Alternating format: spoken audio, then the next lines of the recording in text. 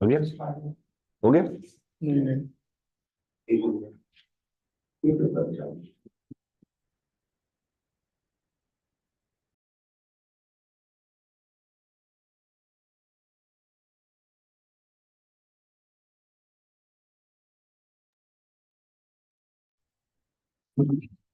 Hello बच्चों, I hope all of you are in a very good health. आज हम बात करने वाले हैं इस साइंस एंड इस फन सीरीज की बात करें साई मैथ करेक्ट में, तो इसमें आज हम बात करने वाले हैं। आज हम कॉम्प्लेक्स नंबर की, इमेजिनरी नंबर की, कि क्या जरूरत पड़ी इमेजिनरी नंबर की, क्या होता है इमेजिनरी नंबर, इमेजिनरी नंबर का पंगा क्या फंस गया, ये कहां से आ गया, इमेजिनरी नंबर क्या होता है। आपको भी पता है कि रियल नंबर्स तो आपको मतलब है जो आपके असली में नंबर्स है, 1 2 3 4 5 6 7 8, हाफ टू 1/3 -1/4, सारे नंबर जो है ये रियली एग्जिस्ट करते हैं। रियली एग्जिस्ट करने का क्या मतलब होता है? We have a sense of them. जैसे फॉर एग्जाम्पल -3 कभी कोई मैं बोल रहा है तो -3 का क्या मतलब होता है? -3 का मतलब ये हुआ कि आपके पास, जैसे +3 बोल रहा है तो आपके पास 3 मैंगो है फॉर एग्जाम्पल, तो यू से यू हैव +3 मैंगो। और अगर आपको कोई बोल रहा है you have -3 mango, what does that mean? You have a sense of that thing कि हाँ, आप ये कहना चाहते हैं कि आप किसी को 3 मैंगो देंगे, यानी उधारी पर है आप 3 मैंगो की। तो प्लस नंबर और माइनस नंबर का जैसे हमने एक रीजनेबल बात समझाई, उसी तरह से एक और तरह के नंबर्स की हम बात करेंगे जिन्हें हम इमेजिनरी नंबर कहते हैं, और उनके उनके कॉम्बिनेशन से, रियल और इमेजिनरी के कॉम्बिनेशन से हमारे पास जो है कॉम्प्लेक्स नंबर फॉर्म होते हैं। तो इनकी हम बात करने वाले हैं। मेरे साथ बात करने में मैं यहाँ पर अकेले नहीं हूं, मेरे साथ मैथ्स के एक्सपर्ट मेरे साथ हैं। मैं भी कम भर की मैथ्स जानता हूं, पर मैथ्स के एक्सपर्ट मेरे साथ हैं, जिनके साथ हम मिलकर आपसे इस इमेजिनरी नंबर और कॉम्प्लेक्स नंबर का डिस्कशन करने वाले हैं। मैं रमन सर से कहूंगा प्लीज सर आए और से hello to them. Thank you so much sir. Hi hello. तो हम आज बात करने वाले हैं कॉम्प्लेक्स नंबर की, इमेजिनरी नंबर की। तो सबसे पहले पहले पहले तो हम रियल नंबर्स में बात करने की कोशिश करते हैं कि क्या क्या है रियल नंबर में। आप जब हम बात कर रहे हैं, मैं इसके ऊपर आऊंगा सर, पहले रियल इसके बारे में समझाऊंगा, पहले रियल नंबर लाइन की बात करते हैं। जी सर। रियल नंबर लाइन में जैसे कि नंबर्स का सिग्निफिकेंस क्या है? देखिए, maths is a language. Maths एक ऐसी लैंग्वेज है जो हमें जो जो जो अंग्रेजी से अलग है, पर हमें फिजिकल वर्ड को समझने में, हमारे आपस में कम्युनिकेट करने के काम आती है। तो जैसे ये नेचुरल नंबर्स 1 2 3 4 5 6 7 8 है, तो इन सब का क्या मतलब होता है सर? 1 2 3 4 5 6 7 8, इन सब ये का क्या सब मतलब? सर ऑब्जेक्ट्स को क्वांटाइज करता है, मतलब क्वांटिटी जानने में हम लोग ये पता कर पाते हैं कि ज्यादा अगर नंबर ले रहे हैं तो क्वांटिटी उसकी ज्यादा है। सर ये तो बेसिक फॉर्म में यही हम कह सकते हैं। बिल्कुल सही बात है। सर ने कहा कि जितनी भी नेचुरल अकरिंग चीजें हैं, नेचुरल अकरिंग चीजें, फॉर एग्जांपल आपको अगर आम मिल रहा है, या फिर आपको कोई पेड़ गिन रहे हैं, या फिर आप रोड्स गिन रहे हैं, या ह्यूमंस गिन रहे हैं, तो जब आप उनको नेचुरली अकरिंग चीजें हैं उनको आप गिनेंगे, जब काउंट कर रहे होंगे, तो काउंट करने के लिए आप इन सिंबल्स का इस्तेमाल करते हैं। और इन सिंबल्स को हमने क्या कहा? रियल नंबर कहा, सॉरी नेचुरल नंबर कहा इन सिंबल को। जैसे सर अगर कहीं लिखा होता है 5/6, what does it mean sir? 5/6 का क्या मतलब होता है? ये सर ये मतलब फाइव, कोई कोई ऑब्जेक्ट हो गया जो 5 टाइम्स है तो उसका उसको 6 पार्ट में बांटना, इसका मतलब हुआ डिवाइड करना। Okay okay. जी सर। जनरली सर नंबर्स का मतलब मैं ये समझता हूँ कि क्वांटिटी बतलाने के लिए ही नंबर्स का आविष्कार किया गया, कि क्वांटिटी कोई चीज कितना है। पहले स्टार्टिंग में हमने नेचुरल नंबर को लिया, तो नेचुरल नंबर मतलब पहले काउंट करके हमने देखा, और फिर उसको पार्ट करके अलग अलग नंबर मतलब बनाया गया, बहुत बढ़िया। समय के हिसाब से बनाया तो गया। सर ने जैसे कहा कि 5/6 का क्या मतलब होता है? 5/6 का मतलब होता है, इसका मतलब क्या है? जैसे अभी तक नेचुरल अकरिंग चीजें में हमने टीजर्स इस्तेमाल किए, 1 2 3 4 5 6, 7 आम, 15 केले, 20 अंगूर, या फिर 26 आदमी, इस तरह की बात कर रहे थे। जब कोई बोल रहा है 5/6 है, इसका मतलब होता है कि अगर हमारे पास एक चीज है, उसको उसको हमें बांटना है, तो उसको अगर हमने उसके 6 हिस्से किए हैं उस चीज के, तो 5 हिस्से किसी आदमी को दिए हैं, तो हम कहेंगे हमने तुम्हें 5 में से, हमने उसके 6 हिस्से करके 5 तुम्हें दिए हैं, तो हम उसे अंग्रेजी में बोलेंगे I have given you 5/6। I have given you 5/6 मतलब पहले मैंने उसके 6 हिस्से किए उस चीज के। जैसे केक काट रहे थे और केक काट कर मैंने आपको 5/6 केक दे दिया, इसका मतलब होता है मैंने केक के 6 हिस्से किए हुए हैं, और 6 हिस्से में से 5 हिस्से तुम्हें दे दिए, तो 5/6 तुम्हें दे दिया है। तो किसी ने अगर बोला यहाँ पर 1/3 है, 1/3 ऐसा क्या मतलब हुआ?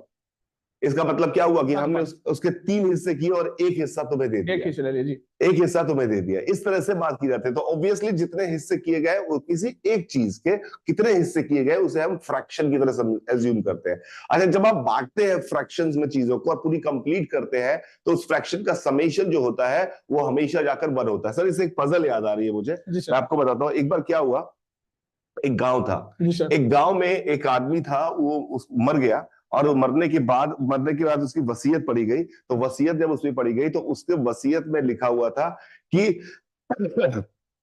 ये मेरे पास जितनी गाय है मेरे सबसे बड़े बेटे को, एल्डर सन को उसने कहा कि मेरे एल्डर सन को हाफ ऑफ काउज दे दी जाए, हाफ ऑफ काउज दे दी जाए, एल्डर सन को हाफ ऑफ द काउज दे दी जितने जाए, उसके काउ थे जितने हाँ। एल्डर सन को। हाँ। फिर उसने कहा कि मेरे मिडिल सन को यहाँ पर वो कह रहा है 1/3 ऑफ काउज दे दी जाए, 1/3 ऑफ काउज काउ दे दीजिए। हाँ ठीक है। मिडिल सन को। हाँ। और उसने कहा कि मेरे जो सबसे स्मॉलर सन है, जो मेरा सबसे छोटा बेटा है, यंगर सन एक्चुअली, यंगर हाँ। यंगर सन को मेरे 1/9 ऑफ काउज दे दी जाए, 1/9 ऑफ काउज दे काउ दी दे जाए। दीजिए। हाँ। और वो मर गया। मर गया। जब वो मर गया तो भाई लोगों ने कहा कि चलो भाई अब थोड़े दिन तो दुख वुख मनाया उन लोगों ने, फिर कहा कि चलो बंटवारा करते हैं। तो उसके पास सिर्फ 17 गायें थी, 17 काउस थी सिर्फ। अब उसके पास 17 काउ थी और उसको कहा उसको बांटना था ये सारी। अब वो मौत आ गई उनकी कहानी। आप होगा कैसे?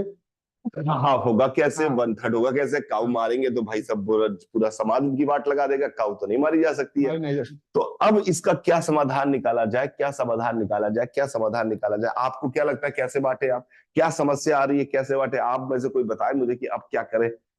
तो उसी गांव में एक रहते थे लाल बुझक्कड़, एक थे हमारे पास लाल बुझक्कड़,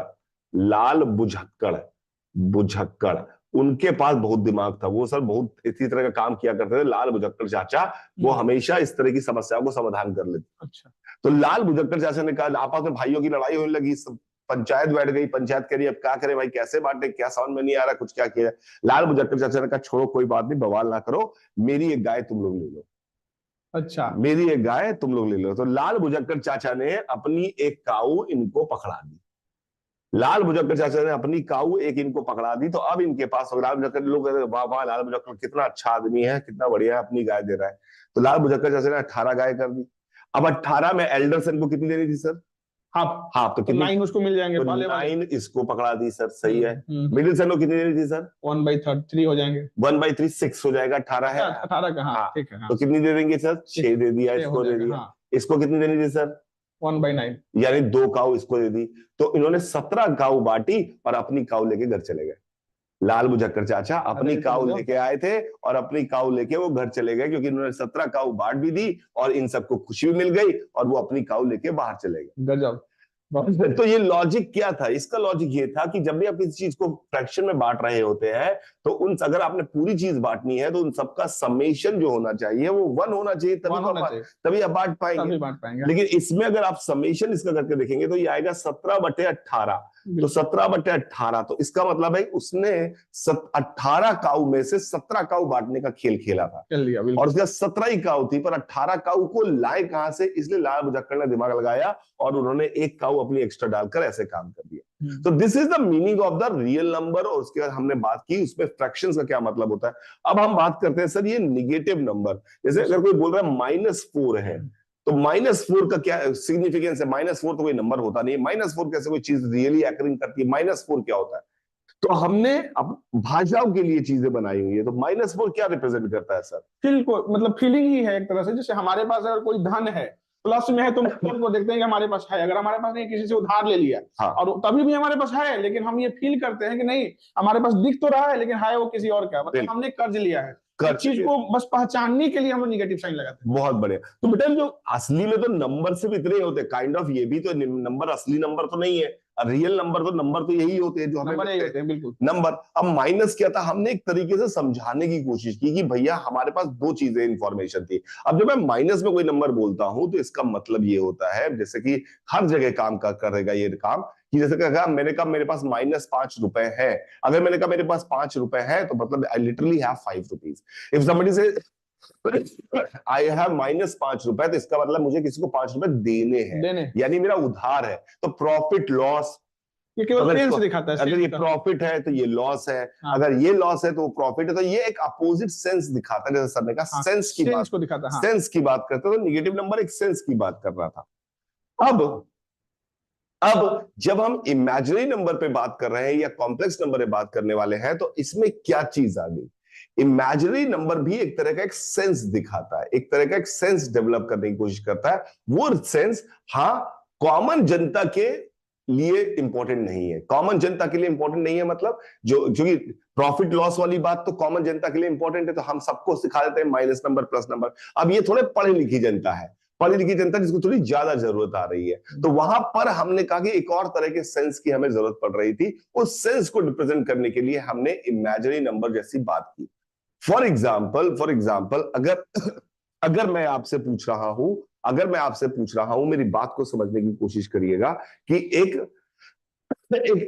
ट्रायंगल है, तो आपको बताना है कि उसके दो बातें, अगर आपको ट्रायंगल के बारे में या फिर रेक्टेंगल की बात करें, तो रेक्टेंगल को एक्सप्लेन करने के लिए आपको क्या दो इंफॉर्मेशन मुझे देनी पड़ेगी? लंबाई और चौड़ाई, बिना उसके आप एक्सप्लेनेशन नहीं कर सकते। रेक्टेंगल को रिप्रेजेंट करने के लिए दो इंफॉर्मेशन देनी पड़ेगी कि सर इसकी लंबाई इतनी है, इसकी चौड़ाई इतनी है, तभी आप रेक्टेंगल एक्सप्लेन कर पाओगे। तो अभी तक हम जब आम दे रहे थे तो हमें बोलना था कि 5 आम है, लेकिन जब हम बोलेंगे I am giving you a rectangle, तो मैं कहूंगा कि रेक्टेंगल के बारे में कुछ बताओ, कितने आम, कितना रेक्टेंगल दिया है तुमने, तो मैं बोलूंगा 5 है। 5 का कोई मतलब नहीं होता, मैं बोलूंगा 5 और 6, तो आप समझ जाओगे कि इसकी चौड़ाई 5 है और लंबाई 6।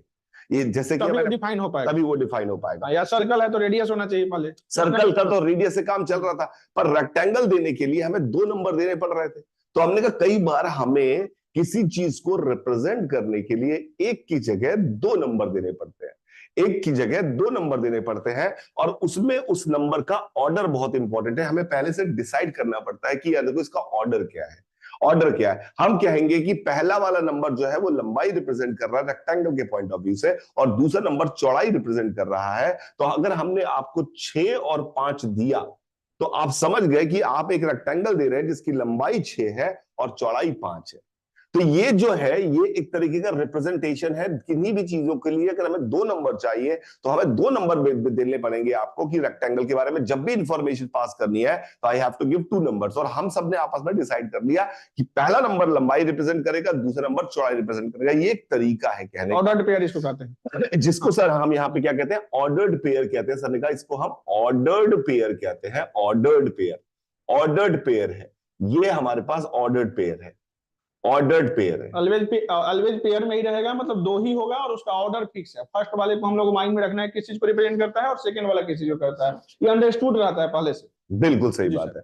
तो ऑर्डर्ड पेयर है, तो यानी 2 इंफॉर्मेशन हमें देनी पड़ी। अब 2 इंफॉर्मेशन एक साथ 2 नंबर दे रहे हैं, तब इस चीज को रिप्रेजेंट कर पा रहे हैं। कई बार ऐसा होगा कि हमें एक बार में 3 इंफॉर्मेशन देनी पड़ेगी, तब हम उस नंबर को रिप्रेजेंट कर पाएंगे। तो हम 3 इंफॉर्मेशन में नहीं जा रहे, 2 इंफॉर्मेशन में जा रहे हैं। तो अब हम आज से क्या करेंगे, 2 इंफॉर्मेशन, पहले तो मैथ्स गई भाड़ में, पहले तो इंफॉर्मेशन, पहले तो इसका कि 5/6 प्लस 1/3 को जोड़ने का तरीका तो बाद में सीखते हैं कि भैया पहले इनका डिनोमिनेटर सेम करो, फिर इसको 2/6 लिख दो, फिर दोनों को जोड़ दो, 7/6 आ गया, हमारे पास आंसर आ जाता है। ये सब तरीके पर पहले नंबर्स का मतलब समझ आना चाहिए। तो नंबर्स का मतलब समझ आना चाहिए, जो जिन चीजों को रिप्रेजेंट करने के लिए हमें 2 नंबर देने की जरूरत पड़े, जैसे कि मैंने आपको अभी क्या समझाया कि मैं यहां पर एक खेत है, इसमें रेक्टेंगल है ये खेत, इसका इंफॉर्मेशन देने के लिए मैं कहता हूं इधर जो लंबाई होगी, मैंने तुमको कहा कि तुम जाकर जो करना है कर लो, तुम्हारी वो जगह, उससे मूली तोड़ लाओ। मेरा मूली का खेत था, मैं तुम्हें बोला कि जाके मूली तोड़ लाओ, तो यहां से मूली तोड़नी स्टार्ट करनी। कौन सी मूली तोड़ने को तुमको अलाउ किया, तो मैंने तुमको कहा कि 5,6 की मूली तोड़ लाओ, 5,6 की मूली तोड़ लाओ। तो तुमने कहा कि यार ये 5 इधर और 6 इधर चलकर इतने एरिया में जितनी मूलियां हैं वो तोड़ के मैं ले आऊंगा। ये एक तरीका हो सकता है। या मैं अगर एग्जैक्टली मुझे बता रहा कि यहाँ पे बहुत सारी जगहों पर सामान रखा हुआ था, बहुत सारी जगहों पर, जैसे मैं दूसरा एग्जांपल मैट्रिक्स के कंसेप्ट। हाँ, मैं कहता हूं कि फॉर एग्जांपल मैंने कई जगह यहाँ पर इस जगह पूरे खेत में अपने सोने के घड़े दबा रखे थे, सोने के घड़े दबा रखे थे, और मेरे सबसे सारे सारे घड़े यहां पर मैंने हर जगह दबा रखे थे, ऐसे ऐसे। अब सोने के घड़े दबा रखे थे। मेरा पहला बेटा आया मेरे पास, मैं मरने वाला था, वसीयत लिख रहा हूं। उसने कहा कि पापा मुझे कौन सा, आप क्या दोगे? तो उसने कहा मैं तुझे देता हूं 3,6, मैं तुम्हें 3,6 देता हूं। तो वो बच्चा समझ गया कि यहां से मैं 3 चलूंगा, 1 2 3, और इधर 6 चलूंगा, यहां कहीं पहुंचूंगा और यहां पे खुदाई करूंगा 3,6 पे, तो यहां जो निकलेगा पापा ने मेरे लिए रखा हुआ है। तो हमें उस बच्चे को इंफॉर्मेशन देने के लिए दो बातें बतानी थी। एक बच्चे को मैंने कहा कि 0,6, तो 0,2, तो 0,2 मतलब इधर नहीं चलना है, इधर 2 कदम चलना है और यहां पहुंच जाना है और यहां पे खोद के सामान निकाल लेना है। किसी को कहा मैंने 4,0, 4,0, तो उसने कहा एक 4 यहां चलना है, ऊपर नहीं चलना है, ये यहां पे खोदा और यहां पे निकाल लिया। तो मुझे 2 पीस ऑफ इंफॉर्मेशन थे, 2 नंबर बताने थे। इन 2 नंबर बताने के जितने भी दुनिया के सवाल हैं, उन सारे सवालों में जब हम एक साथ 2 नंबर बताते हैं तो हम कहते हैं, इसका रूल बना लिया हमने कि I am giving you a complex number, I am giving you a complex number. तो हमने यहां पर कॉम्प्लेक्स नंबर जब दिया तो हमने यहां पर एक नंबर लिखा पहले, कॉमा, यहां पर एक नंबर लिखा। ये नंबर जो होगा कोऑर्डिनेट सिस्टम में इस दिशा में चलने पे होगा, और ये नंबर जो होगा वो इस दिशा में चलने पे होगा। तो हमने अगर यहाँ पे 5 और यहाँ 6 लिखा तो इधर 5 इधर 6 चलना है। अगर हमने यहाँ पर 0 और यहाँ 4 लिखा तो हमें इधर 0 इधर 4 चलना है। अब आपको बचपन से हमने इस लाइन को रियल लाइन बोल रखा था, नंबर के टर्म में रियल लाइन बोल रखा था, तो इस लाइन को हमने क्या नाम बोल दिया? Imaginary line. Imaginary line, imaginary line. ये सिर्फ और सिर्फ एक सिंबल है और कुछ भी नहीं है, डरने की जरूरत नहीं है। ये बिल्कुल कोऑर्डिनेट जैसी चीज है, कोई बड़ा काम नहीं हो गया। It is just a way of representation, 2 numbers all together, 2 number एक साथ देने की बात करने की कोशिश कर रहे हैं और कुछ भी नहीं।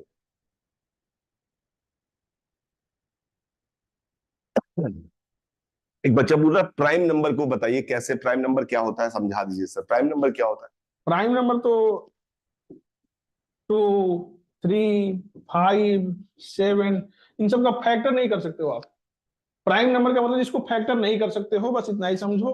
इसमें अगर कहोगे कि डिविजिबल, किससे डिविजिबिलिटी की बात करोगे तो इसमें डिविजिबिलिटी या तो खुद से होगी या तो 1 से होगी, किसी अदर से डिवाइड हो ही नहीं सकता है। मतलब जिसको फैक्टर नहीं कर सकते हो वो प्राइम है। जो मतलब जैसे कि अगर बहुत सारी चीजें देखोगे, जैसे 4 है तो इसका तो फैक्टर नहीं। जैसे कि बचपन में हमारे सारे नंबर, ये प्राइम नंबर, कंपोजिट नंबर, सबके नाम और डेफिनेशन बता दीजिए एक बार इन बच्चों को सारे की। प्राइम नंबर क्या है, कंपोजिट क्या है, रियल नंबर क्या, सारी चीजें बता दीजिए। छोटे बच्चे हैं ये, कई सारे, इनको पता होना चाहिए पहले। देखो बेटा, सबसे पहले हम लोग नंबर्स को समझ लेते हैं। 5 मिनट में तुम लोगों को सबको समझा देते हैं, तक सर थोड़ा रेस्ट कर लेंगे, सर की तबीयत भी इतनी अच्छी नहीं है। नंबर्स देखो, नंबर्स किस लिए हम लोग पढ़ते हैं बेटा? नंबर्स हम लोग पढ़ते हैं क्वांटिटी को जानने के लिए। Number is the most important part of mathematics which define the quantity of any object. मतलब क्वांटिटी जानने का मतलब ये हुआ कि जाके आप कुछ भी खरीदते हो, जाके मान लो कि आईफोन खरीदते हो तो कहते हो 2 पीस दो, लेकिन अगर आप चावल खरीदते हो तो 2 पीस नहीं कहते, उसको किलो से कहते हो। आधा केजी दो, 1 केजी दो, 3.5 केजी दो, जैसे भी होता है। तो हम लोग इन चीजों को समझने के लिए सबसे पहले जब नंबर्स को पढ़े, और नंबर्स को जब हमने पढ़ा तो सबसे पहले स्टार्टिंग में हमने क्या किया, क्योंकि मानव को क्या हुआ कि क्वांटिटी को जानना जरूरी है। कितने भाई हो तुम, तुम्हारे घर में कितने लोग रहते हैं, तो सबसे पहले जैसे आदमी को वेट करके नहीं, आईफोन को वेट करके नहीं खरीदते हैं, वो क्या करते हैं, काउंट करके। तो सबसे पहले काउंटिंग के नंबर्स आ गए, क्योंकि नेचुरल नंबर्स हमने सबसे पहले ले लिए। नेचुरल नंबर जिसमें काउंटिंग नंबर्स आते हैं 1 2 3 4 5 6 7, ये काउंट कर करके हमने नंबर को यूज किया सबसे बेसिक में। फिर हम लोग जब आगे बढ़े, हम लोगों ने जब आगे बढ़ा तो हम लोग देखा कि अरे यार ये तो 1, जिसके पास मान लो कि एक भाई है, जिसके घर में एक लोग है, जिस घर में एक आदमी सोता है, उसको मान लो कि उसमें एक, किसी घर रूम में 2 लोग सोता है, किसी में 3 लोग सोता है, कोई कोई रूम खाली है आपके पास, तो उसको कहा कि इसमें कितने लोग हैं भाई, तो नहीं है। जब पता चला कि इसमें कोई नहीं है तो उसको कैसे दिखाएंगे, तो वहां से हमने सोचा कि एक नंबर को और डेवलप कर लेते हैं। डेवलपमेंट चल रही थी तो उस समय 0 को भी लगा दिया, तो वहां से होल नंबर का आविष्कार हो गया, 0 1 2 3। फिर बोला कि मान लो कि हमारे पास स्कूल गए, स्कूल में आपके पास 2 पेन लेके गए, तो आपके पास 2 पेन थे। एक दिन गए तो स्कूल में आपके पास पेन ही नहीं था, तो आप किसी से पेन ले लिए, आपके हाथ में पेन है, और पेन वो अपना नहीं है। तो फिर सोचा कि अरे ये तो हमारे पास हमारे धन नहीं है, किसी से लेना पड़ेगा। जैसा कि सर ने बताया कि सेंस को डेवलप करने के लिए तो हमने कहा कि ये पेन हमारे हाथ में दिख तो रहा है लेकिन ये हमारा नहीं है, तो उसमें फिर माइनस लगा दिया। तो फिर माइनस लगा के हम लोगों ने क्या किया कि जितने भी नेचुरल नंबर्स थे तो वहां से फिर इंटीजर का आविष्कार हो गया, इंटीजर्स का। तो 0 1 2 3 ये सब देख रहे थे, फिर इसमें माइनस, -1 -2 -3 इस तरह से। तो ये इस तरह से हमने नंबर्स को डिफाइन किए बेसिक फॉर्म में। अब हम लोग इसके बाद थोड़ा कुछ और नंबर्स को देख लेते हैं, जैसे नेचुरल नंबर देखा, होल नंबर देखा, इंटीजर्स को देखा। अब इंटीजर्स को देखते समय हमने बोला कि अरे इसको तो नाम हमने पॉजिटिव दे दिए, ये सब पॉजिटिव इंटीजर्स है, इधर वाले को नेगेटिव दे दिया। अब जीरो बीच में बचा हुआ था, तो जीरो को हमने बोला जीरो का कोई साइन नहीं है, तो इसको हम लोग नॉन पॉजिटिव और नॉन नेगेटिव कहते हैं। मतलब कि ये साइनलेस है, ये ना पॉजिटिव की कैटेगरी में आता है ना ही नेगेटिव की कैटेगरी में आता है। ये पहले हम लोगों ने देखा है। ठीक है सर, आगे बढ़ते हैं। अब देखो, अब आपने देखा कि प्राइम नंबर कौन है, जैसा कि आपने पूछा प्राइम नंबर। सर ब्रीफली बता पा रहा हूँ कि समय तो कमी है। अब प्राइम नंबर्स को देखना है, तो प्राइम नंबर, जब नंबर्स को हमने नेचुरल नंबर को डिफाइन किया तो कई बार हुआ कि जैसा कि सर ने अभी कहा कि उसके पास 18 गाय थे तो 2 लोगों में 9-9 बांट दिया। अगर मान लो कि उसके पास 5 गाय होता, उसको कोई भी तरीके से बांटने पॉसिबल ही नहीं था। मतलब हम लोग कहते हैं कि 2.5-2.5 तो कर नहीं सकते हैं, चाहे 2-2-2 भी नहीं कर सकते हैं, तो उसको हम लोग कैसे फैक्टराइज करें, ये बात मतलब किस तरह से उसको मल्टीप्लीकेशन के फॉर्म में तोड़े। जैसे आप ये समझो कि आप करते हो मल्टीप्लीकेशन। मल्टीप्लीकेशन क्यों करते हो? 2 × 3 आपने किया तो ये 6 आया, इसको हम लोग मल्टीप्लीकेशन कहते हैं। और फैक्टर किसको कहते हैं? उसका इनवर्स प्रोसेस है, मतलब ये 6 से ये लाना, इसको हम लोग फैक्टर कहते हैं। तो किसी भी 2 नंबर को मल्टीप्लाई करने पर हम लोग एक नंबर लिख रहे हैं या 3 नंबर को मल्टीप्लाई करके एक नंबर लिख रहे हैं, उस नंबर को फिर फैक्टराइज करने का मतलब कि मल्टीप्लीकेशन के फॉर्म में लिख देना।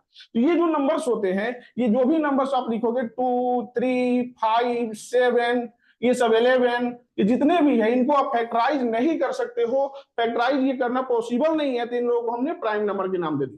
ठीक है सर, आगे हम लोग बढ़ते हैं। ऐसे ही अब आई बात रियल नंबर्स की, रियल नंबर्स की। अब रियल नंबर्स की बात जब हुई तो बच्चों ने देखा कि अरे ये तो हम लोग बचपन से पढ़ते आ रहे हैं। आप देखोगे एनसीईआरटी की बुक तो फर्स्ट क्लास से लेके 10th क्लास तक तो हर क्लास में पहला चैप्टर रियल नंबर ही रहता है और हर साल वो पढ़ना है। आगे जाओगे आप, अगर मान लो कि बहुत हायर स्टडी करोगे फिर भी रियल एनालिसिस पढ़ना है, रियल नंबर्स के बहुत मोटे मोटे बुक्स आते हैं, हमें पढ़ना है।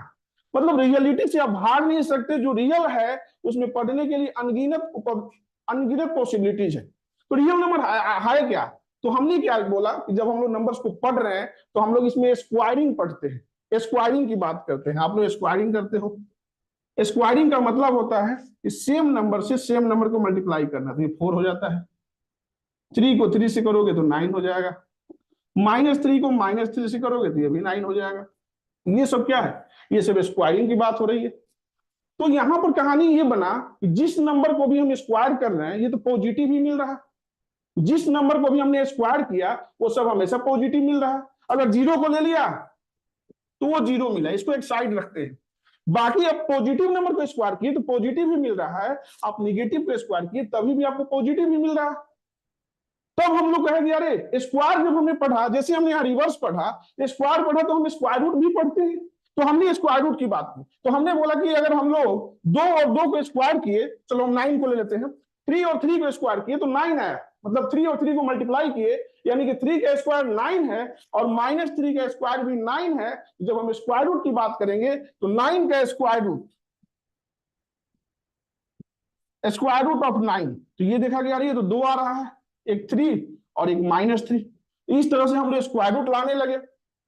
अब हम लोगों ने सोचा कि स्क्वायर रूट हम लोग ला रहे हैं तो 2 तरीके से आ रहा है, तो फिर हमने एक पॉजिटिव स्क्वायर रूट और एक नेगेटिव स्क्वायर रूट को हमने बनाया। लेकिन यहां पर एक कॉन्सेप्ट आ गई कि अगर ये नेगेटिव नंबर होता तो क्या होता। अब यहीं से हम लोगों ने कहा कि अरे हमारा मामला फंसता हुआ दिख रहा है कि अगर रूट अंडर -4 हो, रूट अंडर -9 हो, मतलब उस नंबर को ढूंढिए जिसको 2 बार मल्टीप्लाई करने पर नेगेटिव नंबर है। अब कहा गया अरे यहां तो मामला फंस गया। अब यहां पर वैज्ञानिकों ने मतलब सोचना शुरू किया, करना शुरू किया। ये जरूरत कब पड़ा था? जब इसको हमने सॉल्व करना शुरू किया। मतलब हमने सोचा कि इस इक्वेशन को सॉल्व करेंगे तो इसमें कहानी वही बन रही है कि ये कौन वैसा नंबर है जिस नंबर को स्क्वायर करें तो -1 बन जाए। तो ऐसा तो नंबर होता ही नहीं, हमने कभी सुना ही नहीं। तब रिसर्च करते करते वैज्ञानिकों ने सोचा कि हम एक नया नंबर का आविष्कार करते हैं जो कि इमेजिनरी नंबर का वो यूनिट होगा। जैसे आप मान लो कि किसी भी चीज का यूनिट, समय के लिए सेकेंड का यूज करते हो, जैसे आप मान लो कि लंबाई के लिए किलोमीटर का यूज करते हो, मीटर का यूज करते हो, वैसे ही नंबर के लिए इसमें आई ला दिया हमने, ये आई। अब जिस नंबर में आई लगा है वो इमेजिनरी बन गया। हम लोग मान लो कि 3i लिख दिया, 5i लिख दिया, 7i लिख दिया हमने, जिसमें भी आई लग गया वो इमेजिनरी नंबर। तो रियल और इमेजिनरी दोनों को मिक्सअप कर लिया। तो यहां से कॉम्प्लेक्स नंबर, जहां तक सर ने बताया था, कॉम्प्लेक्स नंबर के बारे में अब सर आगे कंटिन्यू करेंगे। ठीक है। तो बच्चों जैसे सर ने अभी कहा कि देखिए प्राइम और देखिए नंबर से खेलना बड़ा इंटरेस्टिंग काम होता है। जैसे कि एक और पजल मेरे दिमाग में आ रही है, मैं आऊंगा इस कॉम्प्लेक्स नंबर वाले और इमेजिनरी नंबर वाली बात पे, पर एक पजल आ रही है कि एक बार क्या हुआ, जैसे आपको पता है प्राइम नंबर पे आपने जैसे बात की कि प्राइम नंबर आपने कहा कि क्या होता है, तो प्राइम नंबर आपको पता है कि प्राइम नंबर वो नंबर है जिसका कोई कोई कोई फैक्टर ना हो सके, वो और उसके वन के अलावा, उसके और वन के अलावा। जैसे सर ने एग्जाम्पल दिए 15 एंड ब्ला ब्ला ब्ला। इस तरह इवन और ऑड नंबर्स होते हैं, इनके मैनिपुलेशंस पे बहुत बढ़िया बढ़िया सवाल बन जाते हैं, इनके मैनिपुलेशंस पे बहुत बढ़िया बढ़िया सवाल बन जाते हैं। तो मेनली अगर मैं यहां पर आपसे एक सवाल पूछूं कि आप, मेरे पास 40 हॉर्सेस थे, 40 हॉर्सेस थे, मैं जैसे देखता हूं कि आप कर पा रहे हैं कि नहीं, 40 हॉर्सेस थी मेरे पास, और मेरे पास 7 उनके उनके स्टैंड्स थे, 7 स्टैंड थे, 1 2 3 4 5 6 7 स्टैंड थे मेरे पास। इन 7 स्टैंड पे 40 हॉर्सेस को बांधना है मुझे, और इस तरह से बांधना है कि किसी भी स्टैंड पर इवन नंबर ऑफ हॉर्सेस ना हो। 40 हॉर्सेस को 7 स्टैंड पे बांधना है, ऐसे बांधना है कि किसी भी जगह पर इवन नंबर ऑफ हॉर्सेस ना हो, सब जगह पे ऑड नंबर ऑफ हॉर्सेस हो। तो कैसे बांधेंगे, यानी किसी में 1 3 5 7 हो सकते थे। नंबर से खेला अगर आपने बचपन में है तो आपको नंबर्स का फील आएगा कि क्या होते हैं नंबर। तो जैसे ही सवाल आपके सामने आया होगा, कि कभी किया हो या ना किया हो मुझे पता नहीं, पर 40 हॉर्सेस है, अगर आपको इस पे बांधने हैं तो आप पहले दिमाग में लगेगा, सोचते हैं, ट्राई मारते, तुक्केबाजी करते हैं, 1 यहां मान लेते हैं, 3 यहां मान लेते हैं, 5 यहां मान लेते हैं। पर अगर एक आप ढंग से सोचे तो आपको दिख रहा है कि 7, अगर इसमें भी ऑड है, इसमें भी ऑड है, इसमें भी ऑड है, इसमें भी ऑड है, इसमें भी ऑड है, इसमें भी ऑड है, इसमें भी ऑड है, तो 7 ऑड नंबर्स का, 7 ऑड नंबर्स का सब जगह बांधने, स्टैंड में कोई खाली नहीं रखना है पहली बात, और सब जगह ऑड बांधने हैं। 7 ऑड नंबर्स का समेशन कभी भी, 7 ऑड नंबर का कभी भी 40 नहीं हो सकता। हाँ, इसका मतलब है कि it is not possible. Not possible. So these kind of play, these kind of puzzles are very much important at the time of upbringing of your studies। जब आप पढ़ाई कर रहे होते हैं ऐसे सवालों को करना बहुत जरूरी होता है, बिकॉज इससे आपका दिमाग खुलता है कि यार ये बढ़िया सोच है, ये तो मैंने सोचा नहीं था, ऐसे भी सोचा जा सकता है, ऐसे भी सोचा जा सकता है, इस तरह से समझने की कोशिश करेगा। जैसे एक और बढ़िया इंटरेस्टिंग सवाल है, देखिए आप उस सवाल को अगर आपने कर दिया तो मजे ही आ जाएगा। मेरे पास एक बड़ा क्यूब था, मेरे पास एक बड़ा क्यूब था, जिस क्यूब की साइड लेंथ जो है, साइड लेंथ जो है वो 5 मीटर की है, 5 मीटर की इस क्यूब की साइड लेंथ है, 5 मीटर की क्यूब की साइड लेंथ, यानी हर साइड 5-5 की है। इसको मुझे अब कट करना है, इसको मुझे कट करना है। तो आपको ये पता है कि अगर मैं इसमें जितने भी कट करते क्यूब्स बनाने हैं, इसको स्मॉलर क्यूब्स में कट करना है, स्मॉलर क्यूब्स में अगर मुझे कट करना है, स्मॉलर क्यूब्स में कट करना है, तो और क्यूब्स का जो साइड है वो 1 मीटर, 2 मीटर, 3 मीटर, 4 मीटर कुछ भी हो सकता है, आधा मीटर नहीं हो सकता। स्मॉलर क्यूब जो बनाने हैं उनकी साइड लेंथ 1 मीटर हो सकती है, 2 मीटर हो सकती है, 3 मीटर हो सकती है, 4 मीटर हो सकती है, और 5 मीटर हो सकती है, ऐसा कुछ भी हो सकती है। मैंने आपको ये जैसे एग्जांपल देता हूं, अगर 1-1 मीटर के क्यूब बनाते तो आपको पता है कि टोटल इसको काट काट के 1-1 मीटर के क्यूब बनाते तो हमारे टोटल 125 क्यूब होते, क्योंकि वॉल्यूम तो हमारा सेम ही रहेगा, 125 क्यूब्स होते, क्योंकि इसका ओवरऑल वॉल्यूम जो है वो 5 गुणे 5 गुणे 5 125 है, तो एक का वॉल्यूम एक क्यूब है, एक है, तो ऐसे 125 क्यूब होते। लेकिन अगर मैंने आपसे सिर्फ इतना बोला कि मैंने इसको काट काट के क्यूब बनाए जिनकी साइड लेंथ 1 2 3 4 कुछ भी हो सकती है, मुझे नहीं पता, मैंने टोटल काट के 85 क्यूब्स बनाए हैं। मान लीजिए मैंने आपसे कहा कि मैंने टोटल काट के सिर्फ 85 क्यूब्स बनाए हैं, तो आपको बताना 1 के कितने 1 के कितने बनाए हैं, 2 के कितने बनाए हैं, 3 के कितने बनाए हैं, 4 के कितने बनाए हैं। 1 के कितने बनाए हैं, 2 के कितने बनाए हैं, 3 के कितने बनाए हैं, 4 के कितने बनाए हैं। टोटल 85 क्यूब्स बनाए हैं। टोटल 85 क्यूब्स बनाए हैं। अब ये सवाल जो है ये वही बच्चा कर सकता है जिसको नंबर से खेलना आता है। ये नंबर से खेलना, आई वोंट बिलीव कि ये सवाल फिजिक्स ओलंपियाड में आया हुआ है। सवाल क्या है, नंबर से खेलने का सवाल है। और अभी फिजिक्स ओलंपियाड एनएससीपी फेनएससीपी घटिया एग्जाम में नहीं, आईएनपीएचओ में आया हुआ है।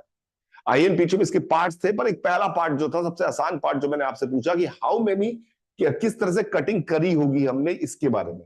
तो अब अगर अब मैं नॉर्मल सोचता तो मैंने माना कि इसके एक्स क्यूब ले लिए मैंने, इसके वाई क्यूब ले लिए, इसके जेड ले लिए, इसके टी क्यूब्स ले लिए, लेट्स से। बिल्कुल। इसके हमने एक्स क्यूब, इसके वाई क्यूब, तो इतना पक्का है कि X plus Y plus Z plus T is equal to total number of cubes है, वो है 85। अब एक्स क्यूब का 1 के अगर एक्स क्यूब लिए हैं तो उसका वॉल्यूम एक्स होगा। वाई 2 के अगर वाई क्यूब 2 का क्यूब होगा तो उसका वॉल्यूम होगा 8, एक क्यूब का, तो उसका वॉल्यूम होगा 8y, और इसका वॉल्यूम होगा 27z, और उसका वॉल्यूम होगा 64t। 64t। बिल्कुल। तो इन सब का वॉल्यूम अगर हम मिला के देखा जाए तो ये टोटल वॉल्यूम के बराबर हो जाता है। अब आपके पास ये दो इक्वेशन है, मैंने आपकी हेल्प भी कर दी। इक्वेशन कैसे फॉर्म किया, आपको समझ में आया? इक्वेशन फॉर्म करने के लिए मैंने क्या किया, x plus Y plus Z plus T, उनके नंबर ऑफ क्यूब्स मान लिए। तो मैंने कहा टोटल नंबर ऑफ क्यूब्स 85 थे और टोटल वॉल्यूम 125 था। अब यही दो बातें हमें दी हुई है। लेकिन अगर आप इंटीजर्स को समझते हैं, नंबर्स को समझते हैं, और आपको जोड़ घटाना आता है, तो अब आपके दिखने में तो ये सवाल सॉल्व होने वाला नहीं लग रहा मैथ्स के पॉइंट ऑफ व्यू से। अगर रफ से देखा जाए कि भैया मेरे पास सिर्फ दो ही इक्वेशन है और चार चार अननोन है, दो ही इक्वेशन है, चार चार अननोन है, ये बात सवाल तो सॉल्व नहीं होने वाला। ये बात समझ में आ रही है हमें, ये बात समझ में आ रही है कि सवाल सॉल्व नहीं होने वाला है, ये सवाल समझ में आ रही है। तो देखते हैं इसको क्या कर सकते हैं। यहां पर इस सवाल में हम यहां पर इसको सॉल्व करने की कोशिश करें कि x plus Y plus Z plus T हमारे पास दिया हुआ है, इसको हम कैसे सॉल्व करें, कि क्या करें कि हमारा आंसर आ जाए। तो अगर सबसे पहले सोच रहे हैं इस इक्वेशन से, इस इक्वेशन को मैं घटा देता हूं, मैं आपको मैथ्स दिखाता हूं कि कैसे काम करती है। इस इक्वेशन से इस इक्वेशन को घटा दिया, जैसे मैंने इस इक्वेशन से इस इक्वेशन को घटाया तो हमारे पास क्या आया, 7y 26 plus 26 Z Z 63 plus 63t बराबर 40। बिल्कुल। अब एक्स वाई एक्स इतना तो पता है कि X Y Z T numbers है, इंटीजर्स है, इंटीजर्स है। अब ये इंटीजर्स है तो 63t 40 के बराबर है, तो t हैज टू बी 0। बिल्कुल। t को 0 होना पड़ेगा। t अगर 1 हो जाता तो भैया 40 कैसे हो जाता? वाई जेड तो सब पॉजिटिव नंबर है, निगेटिव नंबर ऑफ क्यूब से लोगे नहीं। तो पहला आंसर मिल गया कि t की वैल्यू 0 है, यानी चार साइड का क्यूब हमने बनाया ही नहीं है, चार साइड का क्यूब बनाया नहीं है। अब 7y plus 26z is equal to 40 है, तो 7y प्लस, अब 26z के दो ही पॉसिबिलिटी है z के, या तो z की वैल्यू 0 हो जाए या z की वैल्यू 1 हो जाए। बस z की वैल्यू अगर 0 हो जाती है तो 7 5 बराबर 40, अभी 7 घोड़े और 7 खूंटे और 40 घोड़े वाली कहानी बताई थी, वो पॉसिबल नहीं है। 7y 40 तो हो नहीं सकता, इसका मतलब है 26z को ही, z को 1 होना पड़ेगा, तो z की वैल्यू हमारे पास साफ सुथरी आ गई 1। z की वैल्यू साफ सुथरी 1 आ गई, तो y की वैल्यू हमारे पास साफ सुथरी आ गई 2। z की वैल्यू 1 आ गई, y की वैल्यू 2 आ गई, तो x साफ सुथरा, y प्लस z, x की साफ सुथरी वैल्यू 82 आ गई। तो यानी ये आपका आंसर निकल के 1 मिनट में सॉल्व हो गया, अगर आप इंटीजर समझते हैं। अभी जब मैं समझा रहा था आपको कि कॉम्प्लेक्स नंबर की हमें जरूरत क्यों पड़ी, तो मैंने आपसे कहा था कि दो तरह की इंफॉर्मेशन देने के काम आता है, जैसे ए कॉमा बी मैंने देने की बात की। अब हम नंबर्स को जनरली लिखने की हमारी आदत जो होती है, एक ही लाइन में लिखते हैं, ऐसे कोई नंबर लिखता नहीं है, हम तो प्लस में लिख सकते हैं, ए प्लस बी, ऐसे लिखने की आदत होती है। तो हमने क्या किया, मैंने आपसे दो अलग अलग जगहों पर बात चल रही है, सर ने जो आयोटा की कहानी सुनाई वो अलग कहीं डेवलप हो रही, लोगों को दिमाग चल रहा है कि यार ऐसा कैसे नंबर हो सकता है। सर ने जो कहानी सुनाई, उन्होंने कहा कि क्या इसका कोई सॉल्यूशन है X square plus 1 equal to 0 का? तो आंसर आया कि नहीं भैया, नो सॉल्यूशन, नो रियल। असली में तो भैया हमारी जिंदगी में तो हम जितनी मैथ समझते हैं उसमें तो कोई सॉल्यूशन नहीं मिल रहा है। पर अगर x की वैल्यू √-1 है, पर असली में कोई ऐसा नंबर नहीं जिसको √-1 कहते हैं, तो सर ने कहा असली में नहीं है, नकली में ही सही। तो नकली में उन्होंने इसको मान लिया और इस √-1 को एक नया सिंबल दे दिया। इस सिंबल को बोला था आयोटा। ये अलग कहानी चल रही है, ये आयोटा अलग दे दिया। तो अगर कोई बोलेगा, आगे से मुझे बोला x² किसी ने मुझे -4 बोला, तो मैंने इसको लिख लिया x² -4 का मतलब है -1 इंटू 4 लिखा हुआ है। तो x की वैल्यू आ गई हमारे पास √-1 इंटू √4। तो √4 तो हमें पता 2 है, तो इसका आंसर हमने बोल दिया 2 आयोटा। तो ये एक अलग पैरेलल वर्ड में कहीं और चल रही थी जिसका कोई सिग्निफिकेंस अभी नहीं था। ये हम सिर्फ कह रहे थे कि ये फिक्सियस सॉल्यूशन है, यानी कि ये इमेजिनरी है, ये रियल नहीं है, नॉन रियल इमेजिनरी हर तरह की बात कर रहे थे। दूसरी जगह मैंने आपको एक इंफॉर्मेशन बताई कि हमें कभी कभी दो इंफॉर्मेशन देने की जरूरत पड़ती थी। तो मैंने आपसे अब आगे से आपसे कहा कि बेटा मैं तुम्हें जब भी तुम्हें कहां पहुंचना है, खेत में कहां मेरा मटके में धन गड़ा हुआ है, उसको बताने के लिए मैं तुम्हें ऐसे बताऊंगा। मैं तुम्हें ऐसे बताऊंगा 3+4J। 3+4J। आपने कहा सर ये क्या, ऐसी इसका क्या मतलब समझे? हमने कहा हम लोग बात कर लेते हैं ना, हम लोग बात कर लेते हैं। मैंने कहा एक नंबर होगा जो रियल जैसे नंबर लिखे रहते हैं वैसे लिखा रहेगा, और एक नंबर लिखा रहेगा वो जे के साथ लिखा रहेगा। आपने कहा सर फिर क्या? मैंने कहा अगर जो नंबर लिखा है बिना किसी जे जू के साथ, उसका मतलब होता है कि आप एक्स दिशा में बढ़ेंगे, और इस दिशा का मतलब होता है आप वाई दिशा में बढ़ेंगे। ये हम दोनों ने आपस में डिसाइड कर लिया। हम दोनों ने आपस में डिसाइड कर लिया कि इसका मतलब ये होता है। तो हमने कहा कि ठीक है। तो 3+4J जब मैं बोला तो आप समझ गए कि 3 इधर चलना है, 4 इधर चलना है, और आप अपने घड़े पे पहुंच गए और पहुंच गए। तो 3+4J एक सिंबल था, 3+4J एक सिंबल था। इस सिंबल को देखकर आप समझ गए 3+4J को कि हाँ भैया इधर की तरफ चलना है, ऐसे चलना है। ये बात आप समझ के आ गए। अब अगर मैंने आपसे कभी बोला, अगला सिंबल आपको दिया, यहां पर मैंने 7+8J। 7+8J आपको समझ में आया कि भैया सर मेरे को 7 इधर चलना है, 8 इधर चलना है, मैं पहुंच जाऊंगा। अब आप समझ गए 7+8J। तो this is the new way of writing. Another pattern चल रहा था जब हम किसी ऑर्डर्ड पेयर को लिखने के तरीके लिख रहे थे। ऑर्डर्ड पेयर को लिखने के तरीके लिख रहे थे, ये एक अलग दुनिया में कहानी चल रही थी, ये और एक उधर चल रही थी। तो हमने कहा कि अगर फिर हमारा कॉमन सेंस आया कि वो इमेजिनरी नंबर है, तो हमने कहा इस लाइन को हम रियल लाइन बोलते आए थे आज तक, तो इस लाइन को क्यों ना इमेजिनरी लाइन बोल दे। और इमेजिनरी लाइन पे मैं हूं, इसलिए मैंने आई सिंबल इस्तेमाल कर लिया। और आगे से अब हम दोनों मिल गए कि मैं और आप, आपकी इमेजिनरी नंबर फालतू नंबर थे, किसी काम के तो थे नहीं, पर हमको जब भी 2 नंबर चाहिए होंगे दोनों अलग अलग बताने के लिए, तो एक्स दिशा में और वाई दिशा में इस लाइन को मैंने इमेजिनरी लाइन बोल दिया। आगे से अब मैं किसी नंबर को रिप्रेजेंट करता हूं तो मैं कहता हूं 7+8 आयोटा। 7+8 आयोटा। जैसे ही मैंने इसको लिखा 7+8 आयोटा, आप समझ गए कि 7 इधर 8 इधर चल रहा है। 7+8 आयोटा इधर चल रहा है। तो ये तो हमने नंबर को रिप्रेजेंट करने का तरीका बता दिया। अब इनकी मैथ्स की, अब ये पॉइंट थे, मान लो आपको यहां पहुंच गए, आपको फिर मैंने आपको बोलना था कि यहां पहुंच गए। अब यहां जहां तुम पहुंचे हो वहां से 15 मीटर एक्स में और चलो, और 16 मीटर और चलो वाई में। तो मैंने कहा यहां से प्लस प्लस 15 और चलो, +16 और चलो। ये तो अब आपने कहा कि इनको जोड़ने का तरीका, तो आपने कॉमन सेंस कहा कि सर टोटल इधर की तरफ चले हैं ये नंबर जोड़ के, और इधर की तरफ चले हैं ये नंबर जोड़ के। तो आपने इनको जोड़ने के तरीके डेवलप करने लगे, आपने नए फॉर्मूले बनाने लगे कि जब भी ऐसे नंबर को जोड़ा जाएगा उसका तरीका हमें डिफाइन करना है। जोड़ना कोई भगवान ने नहीं सिखाया, ये हम डिफाइन कर रहे हैं। मैथ्स हमने अपनी भाषा बनाई है दुनिया को समझने के लिए, कुछ कॉमन लोगों की भाषा है जिससे हम दुनिया में क्या हो रहा है उसको समझे।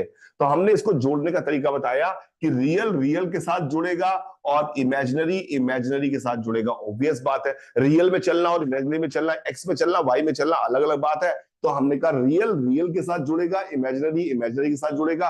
तो हमने कहा कि इन 2 कॉम्प्लेक्स नंबर को, इसको अब कॉम्प्लेक्स नंबर जेड से रिप्रेजेंट करने लगे, जेड से। ये हम रियल पार्ट करने लगे, इसको हम इमेजिनरी पार्ट कहने लगे। ये बहुत काम की चीज थी। आगे चलकर हम जब देखेंगे तो ये बहुत काम की चीज है, क्योंकि हर जगह जहां पर भी दो इंफॉर्मेशन एक साथ देनी होगी, हमें कॉम्प्लेक्स नंबर बताना होगा।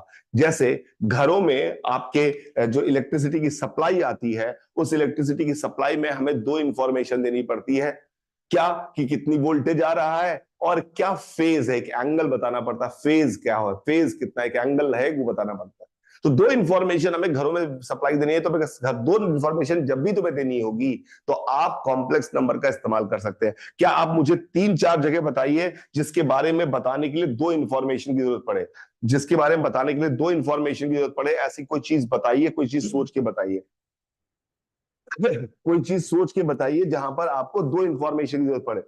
तब तक सर आपको पुराने तब तक मैं आपको कुछ कहानी और सुनाता हूँ। हाँ। जैसे जैसे नंबर्स, देखो बेटा, जैसे जैसे नंबर्स का आविष्कार हुआ, अपने सबसे पहले आपको मैंने बोला था कि नेचुरल नंबर आया। नेचुरल नंबर के बाद क्या आया, मैंने बताया कि होल नंबर आया। नेचुरल नंबर के बाद होल नंबर का आविष्कार हुआ। होल नंबर के बाद मैंने क्या बोला, इंटीजर्स का आविष्कार हुआ। इंटीजर्स को देखा। इंटीजर्स के बाद आप जानते हो कि रेशनल नंबर, ठीक है, रेशनल नंबर आया, ठीक है। रेशनल नंबर्स के बाद क्या आया, तो फिर रियल नंबर का आविष्कार हुआ। ऐसे ही सब बढ़ता गया। रियल नंबर के बाद क्या हुआ, कॉम्प्लेक्स नंबर, यहां से कॉम्प्लेक्स नंबर आ गया।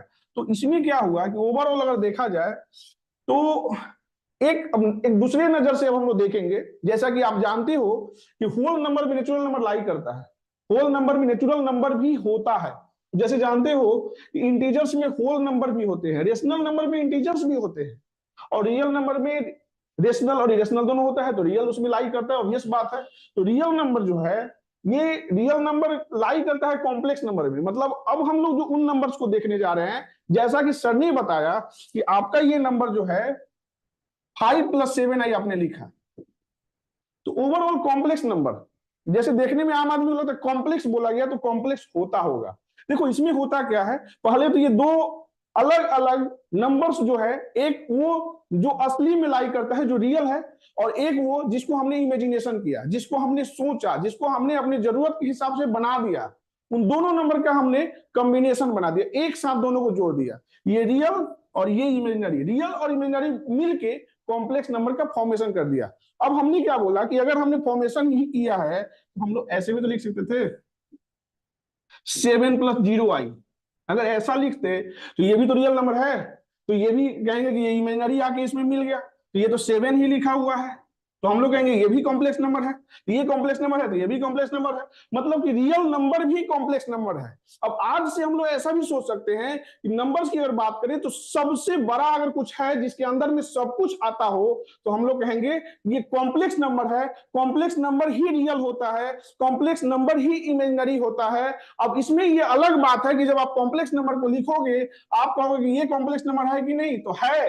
ये कैसा है, कहेंगे प्योर रियल कॉम्प्लेक्स नंबर है, प्योरली रियल हो गया। अगर हमने बोल दिया कि 3i, ये क्या है, तो ये भी कॉम्प्लेक्स नंबर है, इसको हम लिख सकते थे 0 + 3i। इसको कहेंगे प्योरली इमेजिनरी कॉम्प्लेक्स नंबर। ये प्योर इमेजिनरी है, लेकिन है सब कॉम्प्लेक्स नंबर का ही पार्ट, कॉम्प्लेक्स नंबर के अंदर में ही दोनों आता है। अब एक दूसरी नजर से चीजों को देखा जाए, जैसे हमने कॉम्प्लेक्स नंबर को डेवलप किया है। सर कुछ बच्चों का कमेंट है क्या? नहीं। हाँ, अगर मान लो कि इसको दूसरे नजर से हम लोग देखने का प्रयास करें कॉम्प्लेक्स नंबर को, तो देखो एक बात और समझो, बहुत मजेदार चीज है। देखो जब हम लोग कोई भी चीज पढ़ते हैं, कोई भी चीज पढ़ते हैं, हम लोग जो शुरुआत करते हैं, मान लो तो हम लोग कहते हैं कि 0 से शुरू करो। वैसे ही अगर हम लोग किसी, जितनी भी चीजों को दुनिया में आप देख रहे हो, ब्रह्मांड में देख रहे हो, चाहे आप बने हो, हम बने हो, सब कुछ पॉइंट से मिलके बनता है। पॉइंट मतलब एक पॉइंट है, ये पॉइंट है जिसमें लंबाई चौड़ाई मोटाई, इसका कोई मतलब अस्तित्व तो है, लेकिन इसको हम लोग डिफाइन नहीं कर पाते हैं कि इसकी लंबाई क्या है, चौड़ाई क्या है। मतलब ये स्मॉलेस्ट फिगर है, ये डॉट है, लेकिन यही मिल मिल के कुछ भी फॉर्म कर देता है। यही मिल मिल के बहुत सारे मिल के स्ट्रेट लाइन बना देता है। यही मिल के अगर मान लो ऐसे, यही पॉइंट घूम घूम के सर्कल बना देता है, यही पॉइंट सर्कल बना देता है, यही पॉइंट अदर जो भी चीज, ट्रेंगल बना दो, कुछ भी बना दो, सब कुछ। तो हमने बोला कि ये जो स्ट्रेट लाइन, ये जो हमारा पॉइंट है, अगर पॉइंट के मिलने से ही सब कुछ है, पॉइंट से ही आप समझ सकते हो कि एक मिट्टी का एक छोटा सा कण ले लो, उस कण के मिलने से, बहुत सारे कणों के मिलने से पूरा पृथ्वी बना हुआ है। बहुत सारे कणों को, अगर एक कण को अगर हम समझ गए तो समझ जाओ कि पूरे पृथ्वी को समझ गए। तो वो एक कण जो है, वो एक पॉइंट है, और वो एक पॉइंट है, वो कॉम्प्लेक्स नंबर है। मतलब कॉम्प्लेक्स नंबर को हम लोग नंबर की नजर से तो देख ही सकते हैं, हम लोग पॉइंट की नजर से भी देख सकते हैं। मतलब एक पॉइंट जो है वो कॉम्प्लेक्स नंबर है, और पॉइंट से ही सब कुछ बनता है। तो कॉम्प्लेक्स नंबर को हम इस नजर से भी देख सकते हैं, कॉम्प्लेक्स नंबर इज एवरीथिंग। अब वो मैं बताता हूं कैसे। देखो, एक्स एक्सिस, वाई एक्सिस, जैसे आपने बोला कि यहां पर एक पॉइंट है, और ये पॉइंट जो है P, ये एक्स वाई प्लेन में कहीं भी हो सकता है। ये जो एक्स वाई प्लेन आप जानते हो, आप कोऑर्डिनेट ज्योमेट्री का बेसिक तो जानते ही होगे, ये कहीं भी हो सकता है। तो ये जब ये कहीं भी हो सकता है और इसको हमने कॉम्प्लेक्स नंबर कह दिया, तो इसके सारे पॉइंट को हम लोग कॉम्प्लेक्स नंबर कह सकते हैं। मतलब every point of X Y plane is known as complex number. मतलब कॉम्प्लेक्स नंबर को हम लोग नंबर की नजर से तो देख ही रहे हैं, पॉइंट की नजर से भी देख रहे हैं, और ये कोऑर्डिनेट ज्योमेट्री को आसान करने वाला है। सर ठीक है, बिल्कुल सही। तो एक्चुअली है क्या कॉम्प्लेक्स नंबर का मतलब? क्या हुआ कॉम्प्लेक्स नंबर का मतलब? हुआ कि एक बार में हम आपको इस प्लेन में जब भी कोई कॉम्प्लेक्स नंबर का मतलब है, कॉम्प्लेक्स नंबर एक्चुअली क्या है? It represents any point on the plane. It represent, sir ने जैसा बताया, any point on the plane. Any point on the plane, please ध्यान से समझिएगा, on the plane. On the plane यानी कि अगर आपसे कोई बोलेगा 3+4 आयोटा, तो 3+4 आयोटा का मतलब है कि यहां से 3 और यहां से 4 इधर चलोगे तो ये जिस पॉइंट पर पहुंचोगे, ये जो पॉइंट है, ये है 3+4 आयोटा। अब ये पॉइंट जब हमने डिफाइन कर लिए, तो हमने इस कॉम्प्लेक्स नंबर को, हमने कहा कि ये कॉम्प्लेक्स नंबर जो है वो ये इसको एक एरो से रिप्रेजेंट किया। ओरिजिन से, एरो से, जैसे कि यहां पे कोई नंबर होता तो हम उसमें होते ये यहां पर है ये नंबर, तो यहां पर अब जनरल नंबर है तो ये यहां पर है। यहां पर कोई नंबर होगा तो ये रियल नंबर है। इस लाइन पे कोई नंबर होगा तो वो इमेजिनरी नंबर है। यानी रियल नंबर और imaginary number is a subset, is a subset of the complex number. इस पूरे प्लेन को हम एक नया कुछ नाम भी सीखते हैं। इसको हमने आर्गन प्लेन बोला, इसको हमने आर्गन प्लेन बोला। ये प्लेन जो है इसका नाम दिया आर्गन प्लेन। क्यों हम ऐसा कर रहे थे? कि एक जमाने में कोऑर्डिनेट तो डेवलप हो चुकी है, कोऑर्डिनेट डेवलप हो चुकी है, वेक्टर भी हमारे पास डेवलप हो चुका है, पर हम इसको एक नॉर्मल तरीके के नंबर से रिप्रेजेंट करने का तरीका बता रहे हैं। तो अब हमारे पास आगे से ये एक रिप्रेजेंटेशन है, z बराबर a+i/b। This is the representation of a complex number. a is called real part of complex number, it is called real part. और बी को B is called imaginary part of complex number, imaginary part of complex number. ये care करना, आई को नहीं बोलना है, केवल B को बोलना है। B को बोला imaginary part of complex number, और ये real part of complex number. तो अब हमने इस तरह से डिफाइन करने की कोशिश की। आपने कहा सर a+i/b क्यों लिखा, i/b+a क्यों लिखा? अब हमने इसकी मैथ्स डेवलप करने की कोशिश की। मैथ्स डेवलप करने की कोशिश की तो अब हमने कहा कि सबका मतलब समझ आना चाहिए। Addition of two complex number, addition of two complex number का क्या मतलब होता है?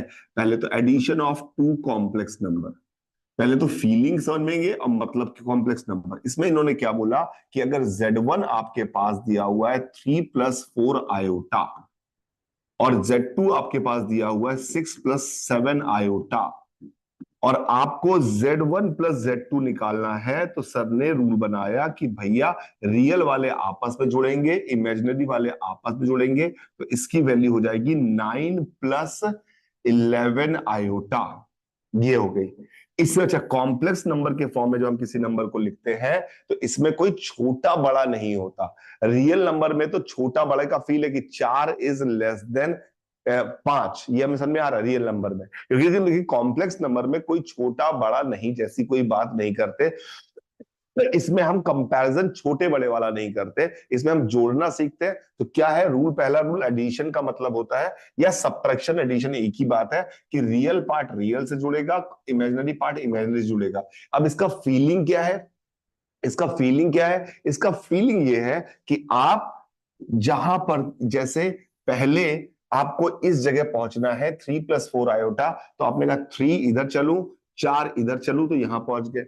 6+7 आयोटा के मतलब 6 इधर चलूं, 7 इधर चलूं, यहां पहुंच गए। अब उसने कहा Z1+Z2 चलो, इसका मतलब है पहले 3 इधर चलो, फिर इधर 6 और चलो, फिर इधर 4 चलो, फिर इधर 7 चलो, तो ये अगर Z1 है, ये अगर Z2 है, तो ये आपका Z1 प्लस Z2 हो जाएगा। This is called Z1 plus Z2। तो Z1 प्लस Z2 का फीलिंग समझ में आना चाहिए कि पहले इसकी काम करो फिर उसका काम करो, ये एडिशन हमने डिफाइन किया। अब इसके प्रोडक्ट का मतलब, हमें तो हर चीज का एक मतलब होता है, वहां पे प्रोडक्ट का क्या मतलब था, मल्टीप्लीकेशन का क्या मतलब था रियल नंबर में। 3 into 5, what is the significance वो 3 into 5? जब आप यहाँ पे रियल नंबर में 3 into 5 करते थे तो इसका एक सिग्निफिकेंस था, इसका सिग्निफिकेंस था कि 3 जैसी चीज 5 बार आपके पास आई है तो उनको जोड़ देंगे तो कितना होगा, तो आपने कहा 3 into 5। 3 × 5 का मतलब है 3 5 बार आया है, या 5 3 बार आया है, कोई भी एक चीज कर ले, क्योंकि इट फॉलोज, ये जो 3 into 5 इज 5 into 3, ये हमारा फॉलो करता है रूल। तो इसका मतलब था, यहां पर हमें डिफाइन करना पड़ेगा इसका मल्टीप्लीकेशन। जब हम करेंगे तो हमें आयोटा जो सन वाला तरीका था √-1, उसका फायदा उठाएंगे। और इसका मतलब क्या होगा, जब हम इन दोनों का मल्टीप्लाई करेंगे तो बिल्कुल वैसे ही मल्टीप्लाई करेंगे जैसे हम नॉर्मल नंबर के मल्टीप्लाई करते थे, वैसे ही। यानी कि हम इसको लिखेंगे 3 + 4 आयोटा इंटू 9 + 11, 9 + 11 6 + 7। का, सॉरी 6 + 7, 6 + 7 आयोटा। तो हम इसको मल्टीप्लाई करेंगे। मल्टीप्लाई करते समय जब भी आयोटा इंटू आयोटा आएगा तो हम आयोटा इंटू आयोटा को क्या लिख सकते हैं, -1। इसका मल्टीप्लीकेशन सर करेंगे तो कितना आएगा दिखाइए। तो इसका मल्टीप्लीकेशन जब हम कर रहे होंगे तो इस तरह से आएगा। देखो इसमें मल्टीप्लाई जब करोगे तो रियल को पहले देखो, ये फर्स्ट नंबर जो है ये जाएगा और इन दोनों से मल्टीप्लाई होगा।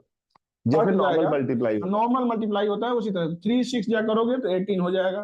फिर 3 7 जा करोगे तो 21 आई आ जाएगा। फिर 4 से करोगे तो 24 आई आ जाएगा। फिर ये करोगे 28 आई स्क्वायर। अब यहाँ पर यही कहानी है कि आई स्क्वायर का वैल्यू अब हम लोग यहाँ डाल पाएंगे, क्योंकि अभी हमने देखा था कि आई स्क्वायर की वैल्यू -1 होती है। तो बस यहाँ पर ये करो, ये 18 हो गया, और ये करोगे 45 आई, और ये -28 हो जाएगा। अब इसमें से सब्ट्रैक्ट करोगे तो फाइनल आपको आंसर मिल जाएगा -10 + 45 आई। तो इस तरीके से ये मल्टीप्लीकेशन हो गया। मतलब दो कॉम्प्लेक्स नंबर को हम लोग मल्टीप्लाई कैसे करेंगे ये हमने देखा। तो दो कॉम्प्लेक्स नंबर को मल्टीप्लाई कर दिया, इसका आंसर बिल्कुल वैसा आ गया जैसे हम मल्टीप्लाई करते थे। लेकिन क्या है ये multiplication, what does that mean? इस मल्टीप्लीकेशन को किया क्यों है, क्यों कर रहे हो ये मल्टीप्लाई? मल्टीप्लाई मल्टीप्लाई का क्या करूं मैं, क्या होता है? जैसे जैसे कि नॉर्मल नंबर में तो आपने मल्टीप्लीकेशन का मतलब बताया था कि 3 × 5, तो 3 की 5 ढेरियां थी, 3 की 1 ढेरी, 3 की 1 ढेरी, 3 की यहाँ पर 3 चीजों की 5 ढेरियां थी। टोटल कितने हमारे पास 15 ढेरियां हो गई। तो ये हमें 15 चीजें हो गई, इसका मतलब समझ में आ रहा था। इसका क्या मतलब है? तो इसका एक मतलब है, इसका एक मतलब है, जब हम, जैसे कि फॉर एग्जांपल, एक ये है हमारे पास कॉम्प्लेक्स नंबर। कॉम्प्लेक्स नंबर जब हम इसको रिप्रेजेंट कर रहे हैं, इसमें इस नंबर को हम यहां पर जो ये लंबाई आती है इसको कहते हैं मॉड्यूलस ऑफ कॉम्प्लेक्स नंबर, और जो ये एंगल बनाता है इसको कहते हैं आर्ग्यूमेंट ऑफ कॉम्प्लेक्स नंबर। याद रख पाओगे, argument of complex number, argument of complex number. जैसे मतलब मैं समझाने की कोशिश कर रहा हूं, जैसे आपके पास मान लो ये 4 है, तो आपके कॉम्प्लेक्स नंबर दिया होता z बराबर 4 + 4 आयोटा। तो इधर 4 आते, इधर 4 आते, इधर 4, इधर 4, और आपका ये कॉम्प्लेक्स नंबर बन के तैयार हो गया होता। ये है आपका कॉम्प्लेक्स नंबर, ये आपका कॉम्प्लेक्स नंबर जो इस पॉइंट को रिप्रेजेंट कर रहा है। तो 4, 4 एक तरीका था। अब हमें ये जो लंबाई है हमने इसका नाम रखा, इसका लंबाई का नाम रखा मॉड्यूलस ऑफ z, और इसकी वैल्यू आप सिंपल पाइथागोरस थ्योरम से देखेंगे तो आ गई 4√2। और वो रियल लाइन के साथ जितना एंगल बना रहा है, रियल लाइन के साथ जो एंगल बना रहा है, इस थीटा को हमने नया नाम रखा आर्ग्यूमेंट। आर्ग्यूमेंट आर्ग्यूमेंट इसका अगर आप देखेंगे, थोड़ी सी भी मैथ्स बेसिक आती होगी तो आर्ग्यूमेंट इसका देखेंगे, मैंने सुंदर डेटा लिया है, 45 डिग्री आ गया। तो हमने कहा कि हमारा जो कॉम्प्लेक्स नंबर था 4 + 4 आयोटा, इसका मॉड्यूलस है 4√2 और आर्ग्यूमेंट है 45 डिग्री। तो मल्टीप्लीकेशन का क्या मतलब होता है? मल्टीप्लीकेशन का मतलब होता है जब आप मल्टीप्लाई करते हैं। जैसे फॉर एग्जांपल ये एक कॉम्प्लेक्स नंबर है Z1 और एक ये कॉम्प्लेक्स नंबर है Z2। जब आप मल्टीप्लाई करते हैं तो आप कहते हैं कि मैं एक नया कॉम्प्लेक्स नंबर मिलूंगा जिसका इसका मॉड है मॉड Z1, मॉड Z2, इसका है मॉड Z1। आप कहते हैं और इसका आर्ग्यूमेंट है थीटा 1, इसका आर्ग्यूमेंट है थीटा 2। जब इनका मल्टीप्लाई करते हैं तो आप कहते हैं अब आपको मिलेगा क्या, मिलता क्या है। तो हम कहते हैं इसमें दो चीजें होती है, नया वाला जो भी कॉम्प्लेक्स नंबर बनेगा उसका मॉड्यूलस जो है वो उतने गुना हो गया, वहां फीलिंग आ रही है हमें रियल नंबर की प्रोडक्ट की, उतने गुना हो गया। तो कॉम्प्लेक्स नंबर की लंबाई कितने गुना हो गई, ये तो इन दोनों की मल्टीप्लिकेशन से आ गया। पर वो कॉम्प्लेक्स नंबर है कहां, क्योंकि कॉम्प्लेक्स नंबर में तो आपको बताना पड़ेगा ना कहां, ऐसे उसकी लंबाई, दो इंफॉर्मेशन चाहिए, तो आर्ग्यूमेंट भी बताना पड़ेगा। तो आर्ग्यूमेंट बताने के लिए हम कहते हैं कि उसका आर्ग्यूमेंट ऐड हो जाता है थीटा 1 प्लस थीटा 2, यानी हमारा जो नया कॉम्प्लेक्स नंबर होगा वो ये हो दिस, ये इन दोनों का प्रोडक्ट जो करेंगे तो ये Z1 Z2 का रिप्रेजेंटेशन है। Z1 Z2 का रिप्रेजेंटेशन ये है। अब लेंथ Z1 Z2 जो है वो रिप्रेजेंटेशन ये है, ये इसकी मॉडुलस हो गया और ये इसका आर्ग्यूमेंट हो गया। आर्ग्यूमेंट कितना है, थीटा 2 प्लस थीटा 1, यानी ये थीटा 1 एंगल है, टोटल थीटा 2 प्लस थीटा 1 का एंगल हो गया ये हमारे पास। तो हम क्या कहते हैं कि जब दो कॉम्प्लेक्स नंबर मल्टीप्लाई किए जाते हैं, आपने कहा सर ऐसा क्यों डिफाइन किया, आपने ऐसे क्यों डिफाइन कर रहे हैं। बेटा हम मैथ्स में चीजें इसलिए डिफाइन करते हैं कि हमें जरूरत पड़ती है आगे, हमारे पास आगे अब जब कॉम्प्लेक्स नंबर की आगे हमें जरूरत कहां पड़ी, इसकी जरूरत मैं आपको बता रहा हूं, इसकी जरूरत हमें पड़ेगी वेव में। मैथ्स के लिए ही, मैथ्स बनी फिजिक्स के लिए ही है, वेव में इसकी जरूरत पड़ेगी हमें, alternating current source AC sources के लिए, एसी सोर्सेस के लिए इसकी जरूरत पड़ेगी हमें एसएचएम में, इसकी जरूरत पड़ेगी हमें एसएचएम में, इसकी जरूरत पड़ेगी हमें क्वांटम फिजिक्स में, क्वांटम फिजिक्स में, इसकी जगह पड़ेगी हमें इलेक्ट्रोमैग्नेटिक थियरी में, इलेक्ट्रोमैग्नेटिक थियरी में। तो इन सारी जगहों पे जरूरत पड़ती है, लेकिन इत्तेफाक से जेई के किसी भी पार्ट में हम इसका इस्तेमाल नहीं करते हैं। हम कहते हैं तुम सिर्फ यही सीख लो बहुत है, क्या फर्क जरूरत पड़ेगी, अगर तुम पढ़े लिखे निकलोगे तो आगे सीख लेंगे। तो उनको लोग कहते हैं क्यों पढ़ाते हैं, आयोटा फायोटा क्यों पढ़ा दिया हमें, हमें कोई जरूरत नहीं पड़ रही है। जरूरत तुम्हें इसलिए नहीं पड़ रही क्योंकि तुम्हारे लिए नहीं पढ़ा रहे थे, वो उनके लिए पढ़ाया जा रहा था। आप में से 4 लोग ऐसे थे जो जाके जाके पढ़ाई करेंगे जीवन में कुछ, उनके लिए आयोटा पढ़ा जाता है कि उनको जरूरत पड़ेगी, तुम्हें नहीं पढ़ रही तुम कुछ और पढ़ लो यार। तो इसलिए कई बार लोग कहते हैं कि क्यों पढ़ाया साइन थीटा कॉस थीटा, हमें पढ़ा दिया, हमें क्या जरूरत पड़ रही है रियल लाइफ में साइन थीटा कॉस थीटा की। तुम्हें नहीं पड़ रही है, पर तुम्हारी क्लास में 4 लड़के बैठे जो आगे रिसर्च करने वाले हैं, उनको जरूरत पड़ेगी, तो उनको सिखाना है। मुझे क्या पता तुम हो कि नहीं, मैं पहचानू कैसे, तो मैंने सबको बेसिक आइडिया दे दिया साइन थीटा कॉस थीटा का। तुमसे कहा ना छोड़ दो, तुम ले लेते आर्ट्स यार, आर्ट्स ले लेते अपना काम चल जाता। तो इन लोगों का नाम ये क्या क्या है, कौन कौन है सर, ये कार्डानो ने ही शायद सब कुछ सब ऑयलर ऑयलर ऑयलर तो सर, ऑयलर तो भगवान आदमी है, बहुत भगवान आदमी। ऑयलर ये इक्वेशन जो अभी ऑयलर की इक्वेशन मैंने देखी, ये ऑयलर की एक इक्वेशन अभी हमने यहाँ पर देखेंगे, मुझे उम्मीद है कि ऑयलर की इक्वेशन जरूर लिखी होगी हमने। ये दुनिया की सबसे खतरनाक इक्वेशंस में काउंट होती है, दुनिया की सबसे खतरनाक इक्वेशन में काउंट होने वाली इक्वेशन है ऑयलर की equation. To the power i pi plus 1। दुनिया में बड़े लिखे लोग इसका मतलब, ये ऑयलर को इतनी पसंद, ऑयलर एक बहुत बड़े मैथमेटिशियन थे। जैसे एक्सपोनेंट जो ऑयलर, ई पढ़ा है आपने, ई शायद नहीं सुना हो या सुना हो, नेचुरल लॉगरिथम में ई एक एक्सपोनेंट इस्तेमाल होता है, ई ऑयलर ने दिया था। वो भी कैसे आया था पता आपको, पता है दुनिया में जितनी, आपको लगता है कि मैथ्स बहुत कठिन होगी, मैथ्स की दुनिया में जितनी भी चीजें बनी है ना, सब जोड़ घटाना गुणा भाग से बनी है, सब जोड़ घटाना गुणा भाग से बनी। जिसको जोड़ घटाना गुणा भाग आता है वो सब कुछ कर लेगा। ये जो ई का इन्वेंशन है ना, ई का खोज जो है, वो आपके कंपाउंड इंटरेस्ट के फॉर्मूले से बनी है।